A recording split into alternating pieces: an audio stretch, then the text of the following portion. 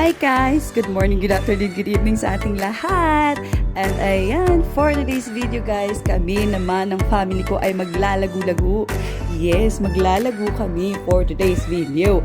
Pero guys, itong video na to ay late upload na talaga kasi sobrang dami kong ginagawa sa buhay, charis. Ito ay naganap nung nung Chinese New Year plus long weekend. So ayan, inaya namin ang family Tadios, na mag-overnight swimming kami. Ayan, dito kami sa Ciudad Cristia Resort. Dahil guys, meron ditong 9 waves. Yes, you heard me right. May 9 waves dito guys. Hindi siya 8 waves, 7 waves. 9 waves talaga siya guys. So ayan guys, dahil overnight kami, need namin kumuha ng room. Ang room na kinuha namin is yung family sharing, which is yung cabana. Good for 6 packs yon. So, ayun na nga guys, hindi ko na napakita sa inyo dyan yung room namin. By the way, tomorrow na lang kasi nga overnight swimming naman kami. At alam niyo guys, ang rate nila dito sa adult is 420 and yung kids naman nila is 390. 2 to 4 feet daw lang yon. And then alam niyo ba guys, nag-check-in kami dito. Sobrang, dapat pala ang check-in namin is around mga 11 AM pa sana. Pero since nga, hindi kami nakaano, kaya 6 PM kami nag-check-in. Ang time check-out naman namin is tomorrow pa ng 11. Pero yung namin guys, yung swimming, namin tawag dito, swimming ticket namin is hanggang 5 PM pa talaga siya. Pero since nga, hanggang 11 lang yung room namin, we have no choice. Kailangan na namin umalis. At ayun na nga guys, and ang nakakatawa pa dito sa 9 waves na pinuntahan namin is meron discount ang mga senior citizen. Yes, syempre ang magulang ng aking asawa ay mga senior na, kaya naman nakapag-avail kami ng discounts for them. Yes, at alam mo ba, yung room din na kinuha namin ay may free. May free na 2 complimentary breakfast. Kaya naman, yung 4 na lang ang poproblemahin. Aray ko.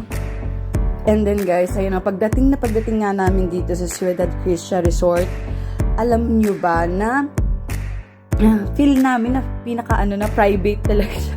Kasi alam nyo ba guys, pagdating namin, nakita nyo naman sa video, as in parang wala pa siyang tao. So walang tao, sabi ko, wala, bakit parang tayo lang nag-swimming dito? Nakakatuwa lang kasi syempre parang feeling mo malinis na malinis yung pool kasi nga walang ganong tao.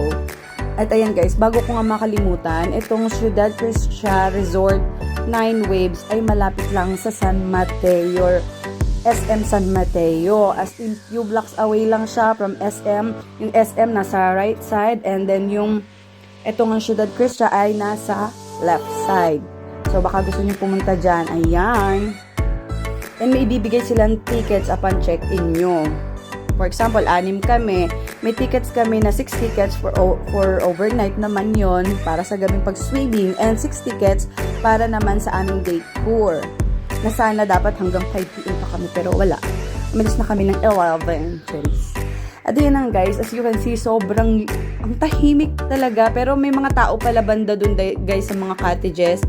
May mga tao din pala. So sabi ko, bakit ganun? Bakit walang tao? So ibig sabihin, hindi gagana yung 9 waves. Kaya pumunta ako agad dun maya-maya kasi nga tinanong ko, kuya, hindi bumagagana yung 9 waves. At alam nyo ba, may trivia sila, Charis. Hindi, ang pala nila dito is, papaanda rin nila yung 9 waves once na 25 person na daw ang nandoon. So naloka ako, sabi ko, nakita ko, kukunti lang kami, paano yun, hindi nabubuksan. Pero guys, nagkamali ako. Kahit hindi pala kami 25 person pa doon nung gabing yan, pinaandar naman nila at naranasan naman namin mag 9 waves nung gabing yan. At ito na nga, kasama ko na itong 2 bagets. Ay, chinecheck namin yung mga kiddie pool, yung mga pwedeng pang bata. At syempre, chinek na namin itong kinaabangan naming 2 ni Maui.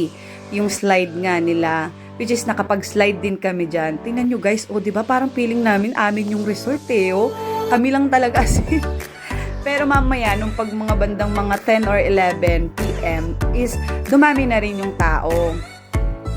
Yung iba-iba kasi na siguro napagod na sila or sadyang talagang ginawa ni Lord to para sa amin lang. At ayun, chinek namin at ayun na nga, tinan nyo, nagulat pa ako kasi may jacuzzi. So, good thing to para sa aming mga senior citizen. At yun na guys, pakita ko sa inyo yung room namin. Yun yung kwarto namin is Cabana 30. At ayun na nga, pagdating ng morning, mga around 6:30 a.m. to, lumabas na kami ng aking jusawa kasi nga, magpa-follow up kami ng aming breakfast kasi nga 2 complimentary lang yung libre. Paano kaming 4? So, ayun, pumunta kami dun sa kanilang office ba yung pumunta namin? Ewan ko, basta pumunta kami doon para mag-inquire ng kanilang mga breakfast. At syempre, nakapili nga naman kami ng aming ibe-breakfast. At yan na nga guys, sobrang, nung kinaumagahan, yung morning niya, sobrang na-appreciate ko yung location, sobrang tahimik, at the same time, malinis. Alam mo yun, yung ganong vibes. Yung feeling mo ikaw may-ari nung resort. Ayan, tinan niyo at naglalakad nga kami just sa binibidyoan ko lang siya. At by the way guys, yung 9 waves pala is merong 5 feet at saka may 6 feet yon. Meron din silang isang child pool na 3 feet to 4 feet naman yon. At saka yung isa naman, yung sa slide, merong long na slide, meron ding short na slide. At ayun na nga. At saka meron pa silang jacuzzi. So, mga 4 yung kanilang mga pool. At nakakatawa lang dito guys, sobrang na ano kami dahil nga may senior discount, 'di ba? At saka bago ko makalimutan, meron din pala silang 800 na key deposit. Makukuha naman din natin 'yan guys upon checkout naman natin. So, ayun na nga, nagdumating na kami dito sa office. Ayan. So, pagdating doon, nagtanong na rin ako kung ano yung mga available pang breakfast para isabay na lang pag-serve doon sa complimentary breakfast namin. At yan na nga si Josawa, pumipili na siya. Tapos habang ako nagbi-video lang dyan, syempre, tinitingnan ko lang, tingnan nyo talaga, walang tao. Ano ba to, God? Para sa amin ba to? Charis. At ayan na nga. Paglabas namin, sabi ko, videoan mo naman ako kahit konting clips lang, Charis. Ay, pagpasensya nyo na yung mukha ko dyan, guys, kasi kagigising ko lang. At tingnan nyo naman yung hair ko, halatadong di pa ako nagbe-brush ng hair. Pero yan, yung outfit ko, tingnan nyo na parang nasa bahay lang ako, diba? Pero yun na nga guys, sobrang na-appreciate ko talaga yung location na to, lalo na yung pagising sa umaga. Tingnan nyo naman, naglaro-laro pa ako dyan sa may ano. At saka, ang ganda, basta ang ganda. Kung naghahanap kayo ng, yun nga, mag-swimming kayo, ganyan, with your family, the best talaga na pumunta kayo dito sa 9 Waves. Sobrang sulit yung ibabayad nyo, I swear. Charis. Nag-endorse yan, charis lang. Or baka naman. Ito yun na guys, naglakad-lakad lang din ako dyan. Nag-exercise kunwari. Pero ngayon ko lang napagtanto guys, sobrang ang laki na pala ng nilaki ko. Kailan kaya ako liliit? Charis. At ayan na nga guys, napagod na ako dyan sa paglalakad kasi alam nyo naman, ang hirap maglakad sa umaga. Napapawisan ako, charis, peng-penggo yarn. At ayan o, napagod na talaga ako dyan ng bongga. And then, tinawag ko na rin yung family kasi mag-wait na kami parating na ang aming breakfast. At ayun nga, maya-maya guys, dumating na rin sila. Andyan na sila mother and father and the 2 kids. Ayun, ganun. Sinerve na rin ang aming breakfast. Pero medyo nakakasad lang kasi yung 2 complimentary breakfast nila is nakalagay dyan sa 2, alam niyo yung ganyang box. Tapos pag-check ko yung egg pala is isa lang. Yung amin na in-order, tigda-2. Ayan, kusina sa akin, hotdog naman kay Mister. Hotdog ba yun or langgonisa? Aray, yan na nga guys, breakfast na kami dyan. I-flex ko lang din yung kung gaano kataka kumain, cherries. I-flex ko lang guys, pero in fairness ang sarap ng kusino nila. As in, manamis-namis. Talaga mag-diabetes ka talaga guys. At yan na nga guys, pagkatapos namin mag-breakfast, syempre, hanggang 11 pa kami pwede, di ba, mag-swimming. I mean, sa room. So, ang ginawa namin guys is, nagpihis na kami, nagpalit na kami agad, gumora na kami ng bonggang-bongga. Ako nakikita nyo, nagtatawanan kami dyan guys, kasi alam nyo pa, simbiyanan na babae, pinagsuot ko nung damit ko nung gabi.